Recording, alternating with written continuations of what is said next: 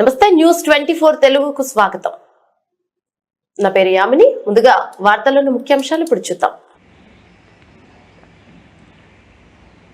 ఢిల్లీలో neat paper లీకేజీకి నిరసన తెలుపుతున్న విద్యార్థిపై lathi charge చేయడం, వారికి మద్దతుగా శాంతియుత ధర్నా చేసిన కాంగ్రెస్ అగ్రనేత రాహుల్ గాంధీని అక్రమంగా అరెస్ట్ చేయడాన్ని ఖండిస్తూ నిడదవోలు నియోజకవర్గ కాంగ్రెస్ పార్టీ ఆధ్వర్యంలో అంబేద్కర్ విగ్రహం వద్ద నిరసన ధర్నా నిర్వహించారు.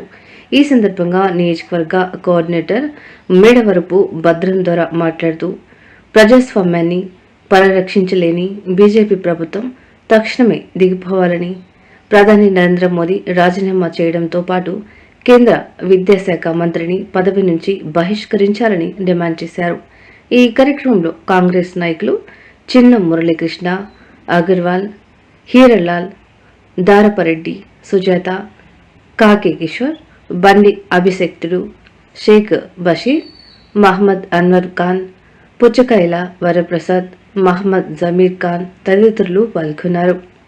153 సార్లు పేపర్ లీక్ అయితే దీనికి బాధ్యులు ఎవరు? తక్షణమే central home minister Amit Shah గారు, విద్యాశాఖ మంత్రి ధర్మేంద్ర గారు వెంటనే రాజీనామా చేయాలి.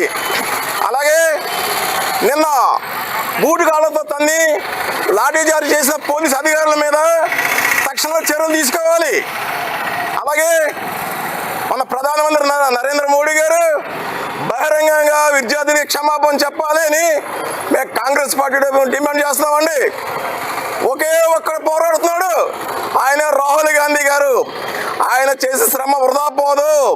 ఈ దేశానికి భవిష్యత్తు ఉండాలన్నా, ఈ విద్యార్థులకి రాబోయే తరంలో కూడా మంచి భవిష్యత్తు ఉండాలన్నా ఒక రాహుల్ గాంధీ గారితో అది తీరుతుందని చెప్పి మేము గట్టిగా నమ్ముతున్నామండి.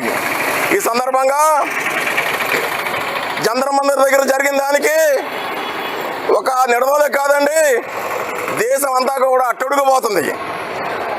ఈరోజు 12 తీర్మానాలు పెడితే దానికి సస్యమేరా అని చెప్పి అవసరం చేస్తున్నారండి. దీనికి అంతా బాధ్యులు బీజేపీ గవర్నమెంట్. తక్షణమే బీజేపీ గవర్నమెంట్ని బర్తరఫ్ చేయాలని చెప్పి మేము కాంగ్రెస్ పార్టీని డిమాండ్ చేస్తున్నామండి. జై కాంగ్రెస్, జై కాంగ్రెస్. మరి నిన్న రాహుల్ గాంధీ గారిని స్టూడెంట్స్ కోసం పోరాడుతుంటే పోలీసులు బూటుకాలతో తన్నుకుండా లాక్కెళ్ళారండి. ఏమండి, ప్రతిపక్ష నాయుడికి మాట్లాడే హోదా ఎవరా? అలాగే స్త్రీమూర్తిని చూడకుండా